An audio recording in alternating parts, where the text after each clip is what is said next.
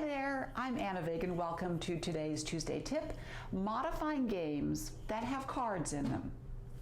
A lot of times we want to play a card game with students, but some of them are more complicated because of all the cards that come with the game, and so we end up playing games that are really simple and not very interesting. So today we're going to talk about the change you can do with games that have cards. We're going to talk about 3 games. The first one, Slamwich, is a classic. It's been around for a long time, where you have all these different food items and then you have thieves that you've got to stop. But this game, the complicating cards in this game are the ones that have numbers on them, because they instruct the player to put down 2 or 3 cards instead of the usual 1. And that can really disrupt the pace of the game for some students. All you have to do is pull those cards out and just play Slamwich with the food items and the thieves. Makes it a much easier game. The next game that students have been loving all year is Sushi Go by Gamewright.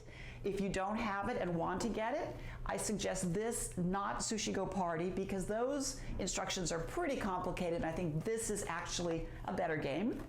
And in this game, you have all kinds of sushi, so it's a great before lunchtime game where you have maki and you might have nigiri and dumplings and pudding and all kinds of yummy food to play with. But in this game, the complicating cards are the chopstick cards, which allow students to take multiple cards. And so I don't know that I've ever played with the chopsticks, because I'm just not keen on how it makes the game that much harder. So again, take out the cards that make it more complicated, and you've got kids playing a new, really terrific, fun game.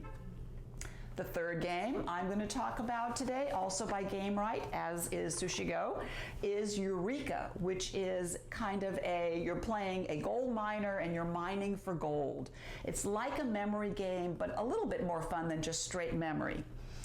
In this game, you have a lot of cards that have stones, and what you're looking to find are, of course, the cards that have the gold on them. The complicating cards in Eureka, there's quite a few of them, there's 6, that really require a lot of referring back to the instructions that might let you roll the dice again, and if you get a 1, 2, 3, you do one thing. If you get a 4, 5, 6, you do something different. There's a lantern that lets you look at all of the surrounding cards. There's a lose a turn card. And so there's a lot of different things that can happen. So with students who need it a little bit more simple, I use, of course, the gold, because that's the point of the game. I might use the bear card, which means go back to your corner. And sometimes I'll put in the bats, which means roll again and just move again. Those are pretty simple additional cards to put in. So what's the takeaway? You know, so much of the time when we get a game, we feel bound by the instructions and we feel bound to use all of the materials that are provided. We want to use all the cards, all the dice, all the tokens. But remember, you don't have to. We can be flexible thinkers and modify games to fit our students better. So that's it for today. Happy playing!